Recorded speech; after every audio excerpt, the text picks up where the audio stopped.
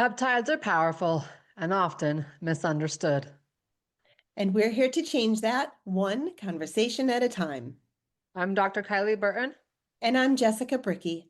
This is Pep Talk, Peptides Unpacked, science made simple, results made real. And today we're talking about weight loss results, but not in a fast manner. This is a weight loss journey in a safe manner. And I loved when I was talking to Kate about her journey, how important her journey has been and how important it is to share.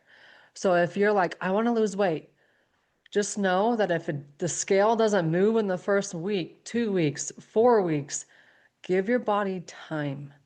And that's how weight is done safely.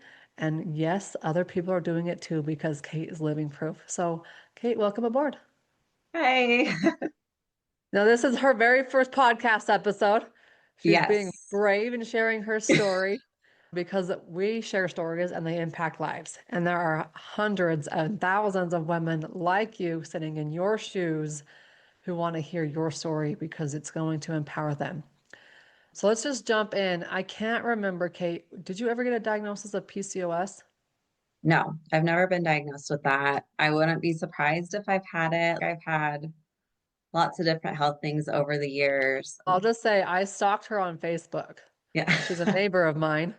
And if I Yes. looked back at pictures of her from 6 months ago, a year ago, that's what my guess would have been, is that Yeah. we had And some I more mean, hormonal chaos yes. that led to overweight on top of a toxic husband, ex-husband, and now you're Yeah. free.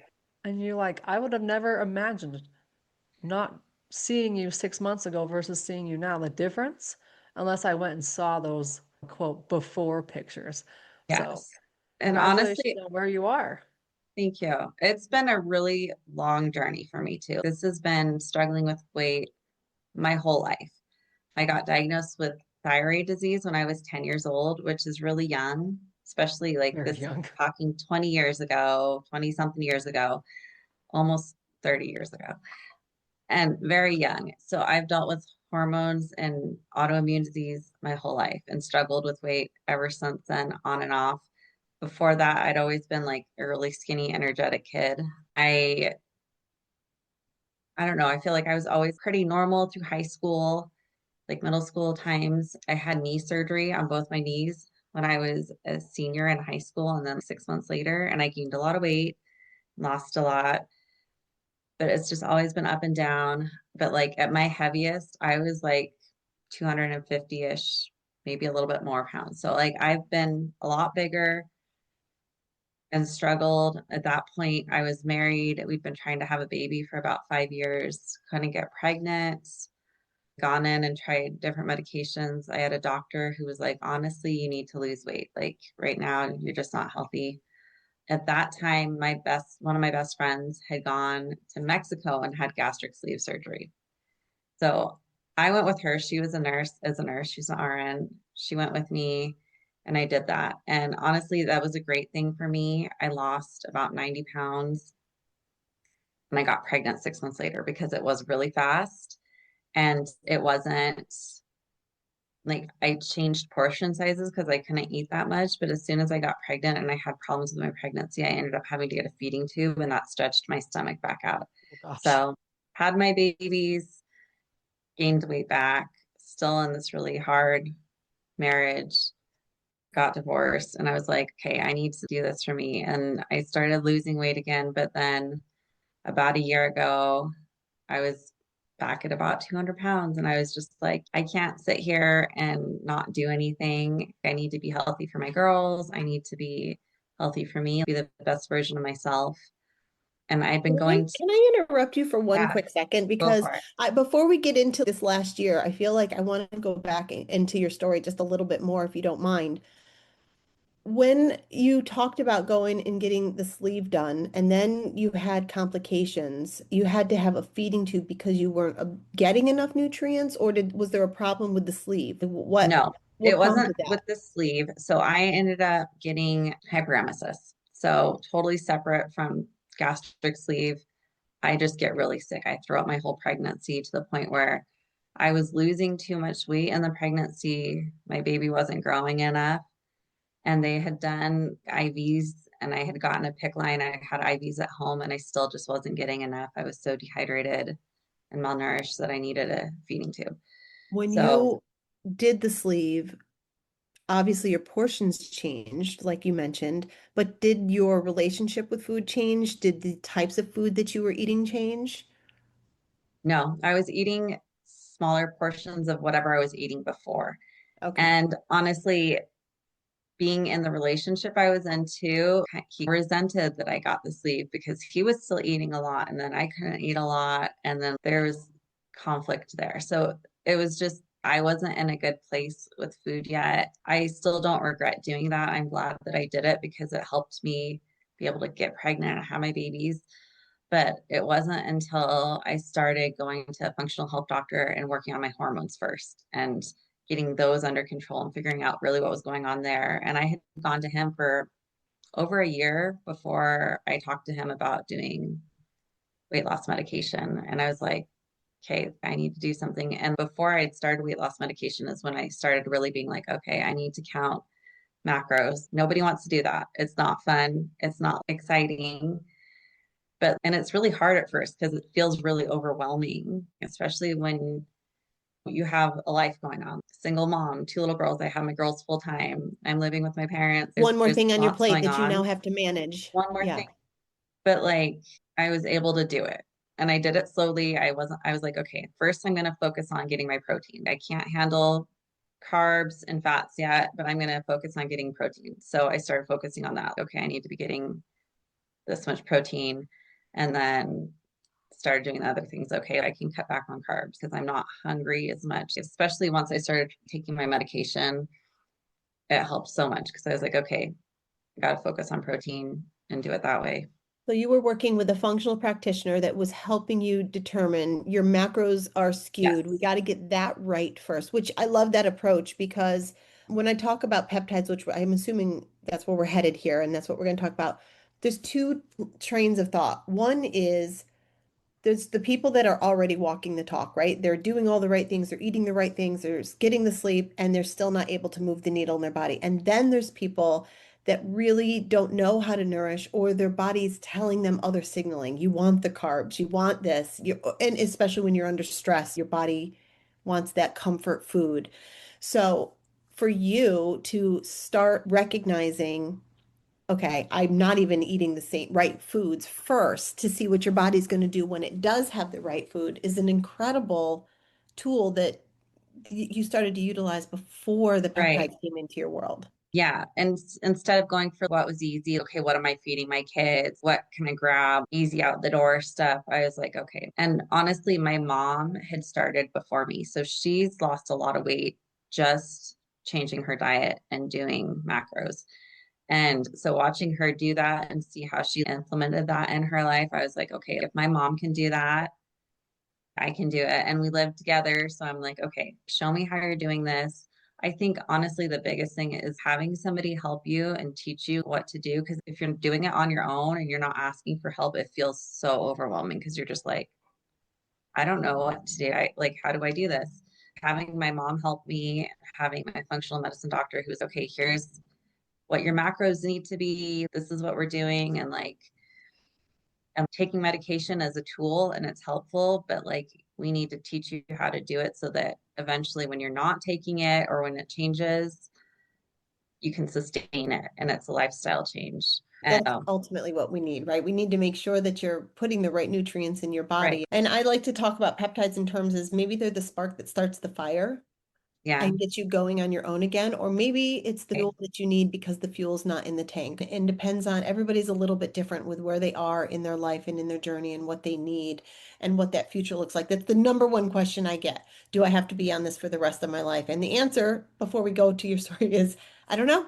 I don't know. Time will tell.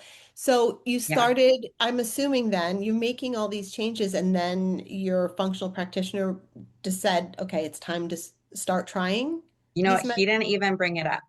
Okay. I had a friend who had lost a lot of weight and I saw her do it and I asked her, okay, what are you doing? You look so good. And she told me she's been doing it for a year and a half And are we And talking about, what are we talking about? What is it that she was doing? tirzepatide. So she Okay. was taking tirzepatide, and I was like, okay. So I looked into that, and I really liked what I read. I also have really bad sleep apnea. So like I have health things on top of it, which make losing weight hard, extra hard. Thyroid disease, sleep apnea.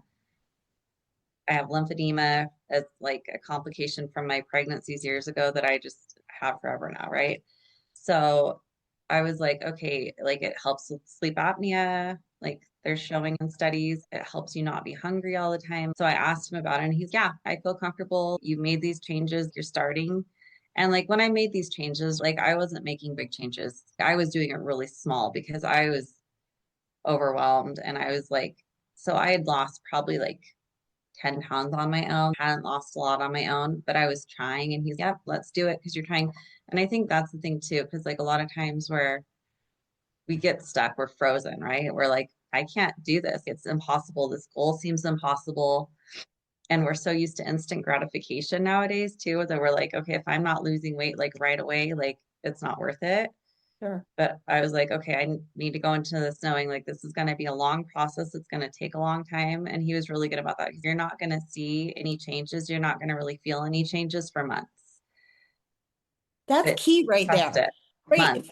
So first of all, because we've had so much irresponsible dosing of these medications with fast titration without the nutritional support that is necessary, you're seeing people lose rapid weight and they look terrible, right? They look unhealthy, they look malnourished.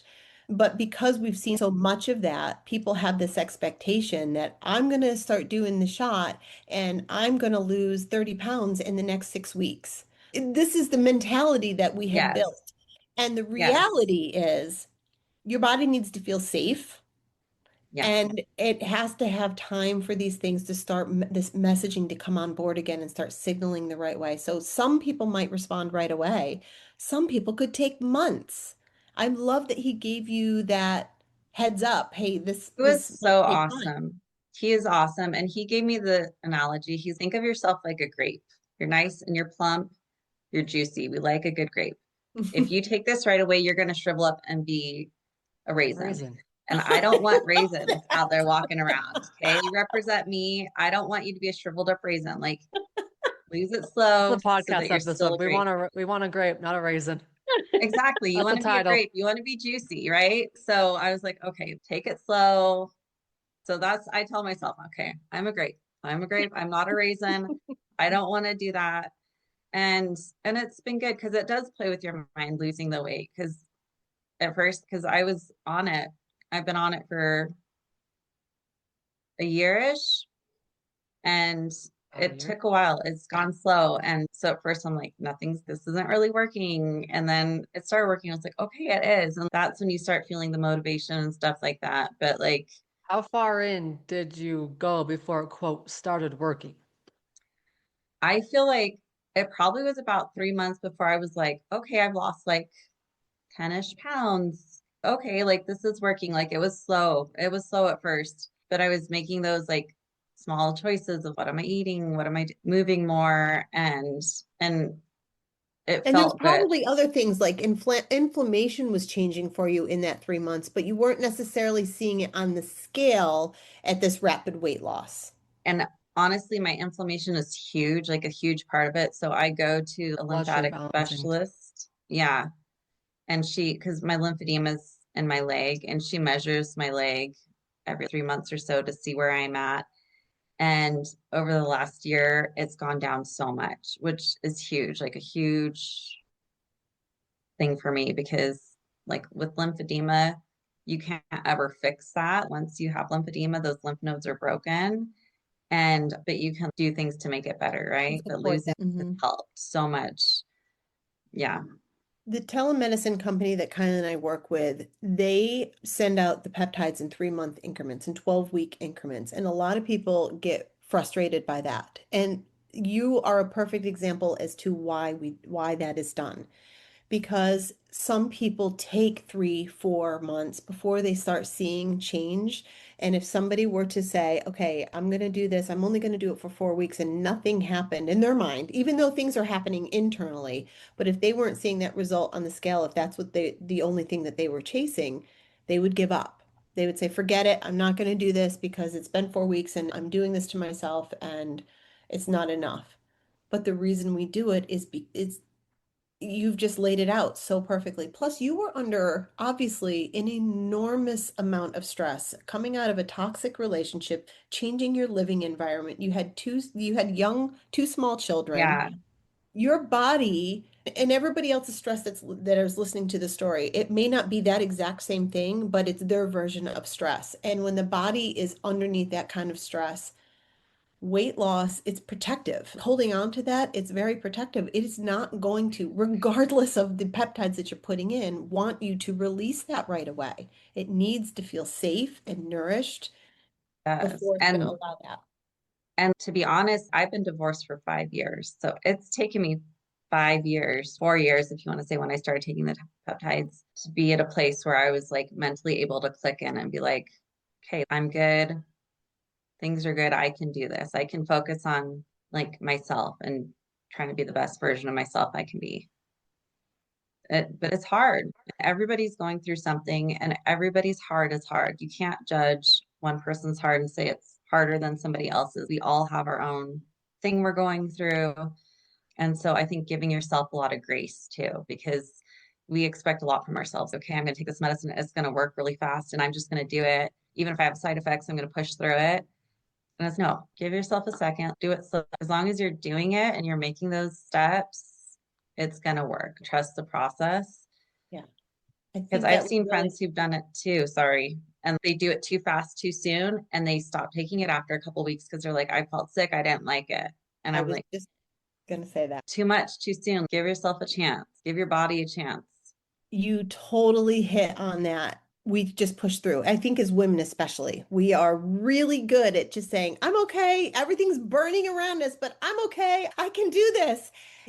Even when it comes to using the peptides, because people think chasing skinny is going to solve all their problems.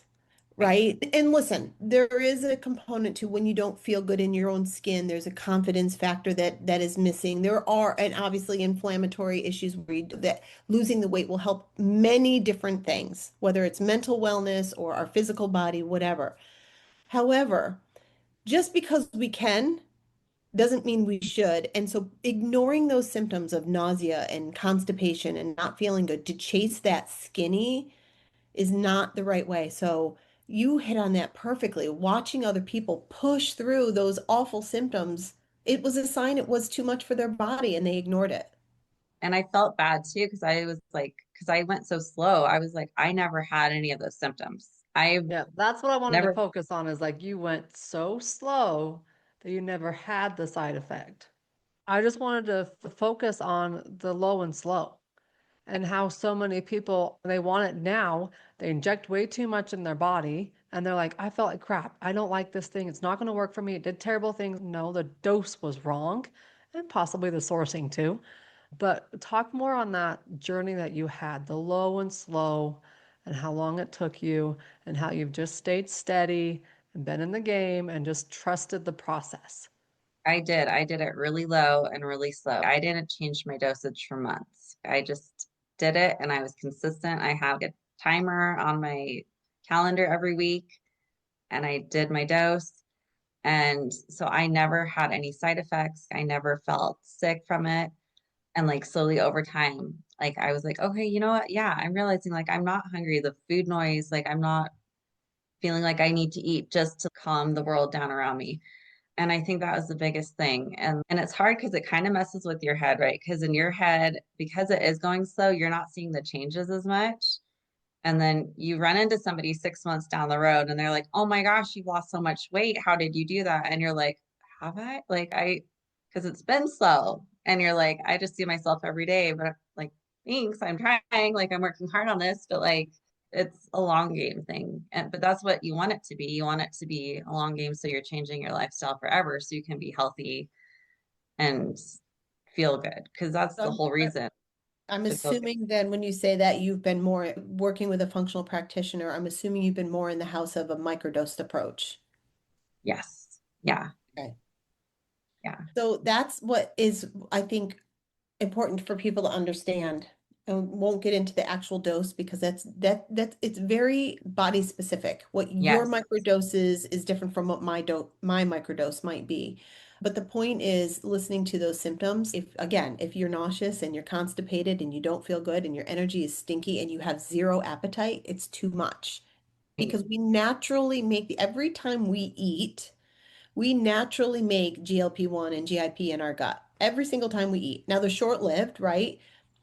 These prescriptions, these peptides have been made in a lab to be bioidentical to what we naturally make, but adjusted so that they can last a little bit longer. So they're with us a little bit longer. We want to match what the body would normally do, which means we still have appetite. We want to eat, and we don't walk around when we're naturally making them feeling nauseous all the time. So why would we do something, even if it is bioidentical and it's really good with all these benefits, that gives us this lousy side effect? Right. Microdosing is a beautiful approach for many people. It is, it's changing, I think, your mindset from going from instant gratification, which is what our world is all about right now. I'm going to do it now. I'm going to happen today. And going for the long-term approach. So, okay, like I want to do something long-term so that I feel good and that I look better, I feel healthier, but it's going to take time. So I want to feel good today still while I'm doing that. So I'm going to do it slow and I'm going to take my time and I'm just going to stick with it and do it the right way and do it the hard way instead of being like, okay, I don't care if I don't have an appetite, if I don't feel good, if I lose more weight faster, you're going to gain it back when you feel like you can eat. So just do it and let your body catch up, let your brain catch up, because I think honestly, it's your brain is the biggest factor in it, and being at a good place in your brain with your weight and with your life so that you're not misusing it or just using it too fast and getting sick. Because I've seen friends who've done that and then they give up. And I'm like, this could be a really great tool for you, but it takes time and give yourself that chance. Yeah. Okay, I'm not going to share your exact dosage, the Okay. plan you sent out to me. But Yeah. when you say I didn't change my dosage for months, we don't share the video. So I'm going to share you guys my screen here so you can see, Jess. I think you'll be fascinated too. But her dosage has really changed one time. And it took 5 months Yeah. through the first same dosage, and then it changed after the 5 month period, and she's remained on the same dosage. I'm not So getting into the you just details, but I'm just looking at that now. So you went from May of 25, Mhm. basically the same dose until December of 25. So you went Yeah. almost 7 months before you went up in your dose. And even at that, it was a small jump up. Now that incremental jump. change that I'm looking at right now, what you did in a 6 to 7-ish month time frame is what the standard dosing would do in that first jump would be in 4 weeks. So you Yeah. took 7 months before you took that jump, where most people on standard dosing would do that in 4 weeks, which is crazy. Yeah. So I really did it slow because I wanted it to last. I don't want this to be a trend. I don't want it to be like, okay, I'm going to gain it all back. I want it to go slow. What made you decide between you and your doctor or whatever the decision that you come December of this past December, what made you decide it was time to go up in your dose? I was feeling like I needed a little bit more. I think I was starting to stall a little bit. I wasn't losing as quickly. And so I was like, okay, I need a little bit more of a push. I need a Was the little, brain signaling with your thoughts around food changing too, or just in the progress on what you would say what your it was progress more with the the scale? progress on the scale. I think I had lost quite a bit of weight at that point, and so I was like slowing down on my weight loss. But I was also just, okay, like, So I you feel had like, more to go. You hadn't hit your goals. And yeah, so you haven't decided to go up. reached my But goals. also that was December, right? So Yeah, that changed as I'm looking at that's the beginning of December. So you've hit Thanksgiving and you're in the holiday swing of things where things yeah. are a lot of extra stuff in your face, like Lots of a lot of food, lots challenges. of Right. activity, and with little kids, school parties, treats, Yeah. cookies, they're all the things, right? And I felt like I did really good over the holidays. I've maintained and taking the little wins on the scale, like losing a little bit, and also being like, okay, I'm not going to get on the scale for a few days. I don't need to be checking the scale every single day. Like Yeah. So but that comes with time, that relationship with the scale and it what does. that represents, because that can be a very helpful tool or it can be a very harmful tool depending on where you're at with that. Yeah. So now looking again, you did that in December, and then there was another jump that you did again since then, and I don't remember now looking at that when that was. And that was a faster, right? So you went a couple months on that dose, and Yeah. then you went up again. Yeah. And how are you doing now? How are you I'm feeling? I'm feeling really good. Still no symptoms. I think the closer I get to my goal weight, which to be super honest, I had set a goal weight and I passed it. And I was like, okay, I can still lose a little bit more. Okay. And talked to my functional medicine doctor and who's, yeah, you can lose a little bit more. But to be honest, at this point, I have about 10 pounds. And then I want you to stop for a while. Like, Completely off or titrate you back down? no, just stop trying to lose. Okay, yes. All right. Gotcha. Yeah. And is there a So plan for you to come backwards then to find out what your maintenance dose will be like? What is this? yeah, I he shouldn't say wants, assume, he or yeah, she. yeah, he said eventually to back off and stop taking it. To be honest, that scares me because it has been so helpful for me. And with my lymphedema, I don't know what that would look like because that's been such a good tool to manage lymphedema. So right now I'm just kind of okay, I'm not ready to talk about going off of it. I'm totally comfortable backing down once I get to my goal weight, but like I also know summertime's coming and that's when a lot of inflammation starts to get more, I don't know, I get Well, more you have swollen. summertime, then after summertime, it's holiday season. Exactly. There's And always it's like something. There's always something. always Yeah. something. And I think what we get lost about is once you hit your goal weight, what we like to mention a lot on the podcast too is not just weight loss, but there are so many more benefits from these things than weight Right. loss. And so Exactly. staying on a low maintenance dose is perfectly fine. And that's kind of what I am leaning more towards. We haven't talked about it a ton. So Yeah, I'm not, just make sure you're safe to be your own advocate for them and talk to, yes. it sounds like you have a great relationship and you can be an advocate for yourself and say, I don't know. You mentioned earlier, and this is along that line, you don't know that whether or not you do or you didn't ever actually have PCOS or what is now called PMOS. Have you Yes. heard that name I change? I saw that. Yes. And would you, if you look at any of the symptoms, and I don't know what they were prior to you getting pregnant or in your early 20s, but did you have erratic menstrual cycles? Did you suffer from any of those kind of symptoms? And a lot of times you were told, you don't have PCOS because you don't actually have cysts, which is part of the reason why the name change exists because so many women were dismissed. And if Right. that's the case, women that have PMOS are not making the GLPs Right. like they should ever in their life, Right. probably. And the funny thing is I've actually had cysts. I've had cysts in my Wow. ovaries. They've seen them. I've had them measured and stuff where they burst, like when I was in high school and stuff like that. So I would not be surprised if I do. My whole journey with that is a whole other story. I've always had really hard periods. And then, yeah, like getting pregnant. So you're like the perfect person who not only has used this for weight loss, but you get to lose it, you get to use it Yeah. after your weight loss journey for benefits in the hormone range, I, hormone world, and just feeling better overall.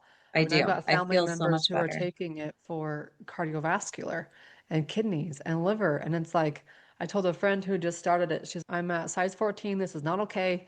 And I said, you're starting it for a weight loss journey, but this, in my opinion, is one of the best things you can do from an internal organ health perspective, from a longevity perspective. Love it. So nice work, Kate. Nice work. Thanks. All right. Just sharing the dosage here and her transition and times in which she moved up. She stayed at that first dosage for 6 months, was on the second dosage for 2 months, and then upped to a little bit higher dosage, and has been on that since. So a year of this journey, and we've only changed the dosage 3 times. So those of you who are like, oh, I need to increase my dosage, I need to take a big deep breath. slow down and enjoy the process. Because the slower you lose the weight, the more long term it's going to stay off.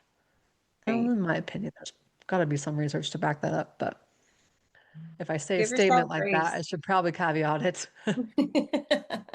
All right, Kate, for those of them who are listening and they're like, I've heard so many things about it, I'm just torn, what would you say? I would say get yourself a good doctor or functional health practitioner, like somebody you trust, and ask them. I think you don't know until you try something. And what's the worst thing that could happen? If your doctor's on board and thinks it's a good fit for you, try it. And if you don't like it, you don't have to do it, but it could be a huge change. So Could be find the somebody you missing trust piece. to do it. Yeah. And I know a lot of people who don't trust a medical physician or they don't trust somebody overseeing their health because they've had to do so much advocacy for themselves. And the nice thing with using our telemedicine platform is that you we veg them out. We've looked at them and we've utilized them and their services our own for ourselves. And so if you're like, I need somebody to help me out with this, we can provide you with those through our telemedicine platform. And then it also is great to work with a functional medicine doc like yourself who can help incorporate the lifestyle things, maybe do a little bit of accountability if that's needed. But you got a full team here, and it's just up to you to utilize the team and to do the work on your part because you've done some work. It wasn't just a magic pill that you took, you did some work. No. And I think hormones are huge. So many of us don't know what's going on with our hormones and they're just not checked regularly at your normal family practice doctor because it's more intense. Getting my hormones figured out first was huge. And so I know you guys do that too. And just start small. Well, when we say getting your hormones checked out, there are some underlying factors for hormones. You've got blood sugar, you've got liver, you've got some other components. And GLPs, your trizepatide, is a great solution for those underlying hormonal chaos Yeah. causes. As we finish up here, I can imagine the mind game that this journey has been. So, someone who's maybe in the journey and they're playing the mind game, what advice do you have for them? I think it's hard. I think the mind game changes. It doesn't ever go away. Give yourself grace. Love yourself. You're doing the best you can. We're all doing the best we can with the tools we have and with our life. So be kind to yourself, love yourself. And I think that's the hardest thing to do sometimes because it's the easiest to take it out on ourselves. But just be kind to yourself and give yourself time, give yourself grace. Like Do you ever imagine, get on YouTube and search up affirmations? Because I do it all the time. no, Oh crap, my mind's playing games with me. I'm gonna pull up YouTube and I'm gonna look like affirmations for losing weight or affirmations for feeling my best. In my scenario, I love the wealth affirmations. So there's a couple YouTube videos that I just will play on once a day, and I just lay there and it tells me I am fill in the blank. I right. am, and so it can really help just listening to somebody else That's infiltrate amazing. your mind. And they're free. Just go to YouTube affirmations. That's awesome. Another big thing for me, honestly, that's helped is I have a 10-year-old girl and she sees what I'm doing and she's getting to that age where she's starting to be like, Mom, do I need to eat healthy food? Is this healthy? Is that not healthy? And to put that more in perspective of being like, okay, I don't want her to worry about her weight. She doesn't need to. She's little, but making healthy choices and not letting her hear me say things about myself. Because if I say something about myself, she hears it. That girl can be the other side of the house. And if I'm critical, she hears it. So trying to go at it from, okay, how do I want my kids, my little girls to view themselves and to see themselves? Okay, would I say this to my kid? No, then why am I saying it to myself? Like, That's a beautiful lens to look at it through that way. And it is a fine line. You know, you're going to teach your kids through your example and whether it's good or bad. And listen, I always say we're doing the best we can, but sometimes we're still going to screw things up. But it's looking at true. that lens of how we treat ourselves and how we nourish ourselves, both spiritually and physically, is really, it's easier to see it through our kids' eyes and what are they going to emulate? What are we teaching them? So I think that's great advice. Yeah, that's been my biggest thing. She's awesome because she keeps me in line. I'm like, okay, I got to be good. And yeah, it's okay to have snacks and it's okay to have a treat sometimes, but are we eating healthy? Because teaching them, okay, we can't live off of bags of chips. I know that's what you want to live off of, but we need protein, we need to have real food, stuff like that. So yeah, I think Should be just viewed as a treat. And that's we somewhere along the line stopped looking at a candy bar or a piece of cake as a special something that we did as a special occasional thing. And it became more the normal diet. Every day I'm having XYZ or 3 times a Ice day, cream. 5 times a day. Yeah. And my mother tells a story to I know we're going to wrap up and tell this really quickly. So my mom grew up and she had 5 siblings and they didn't have a lot of money and they would get a pint of ice cream, a pint for a birthday. Okay, so however many people in the family, the yeah, special treat was a pint of ice cream and they would take it out of the container and it got sliced. A pint for the 7 of them, her and all of her siblings. How many people sit down with a pint of Ben and Jerry's and that's what they watch television and eat the whole pint? So somewhere along the way, we miss the idea that yes, we can still have those things. They should be occasional. They right, should be a treat and not our everyday nourishment. right. And just having that healthy relationship with food and okay, like I love food. I love food. I love my treats, but is that going to make me happy long term? That's a very, right now it's going to satisfy me, but long term it's not. Key. Yeah. Yep.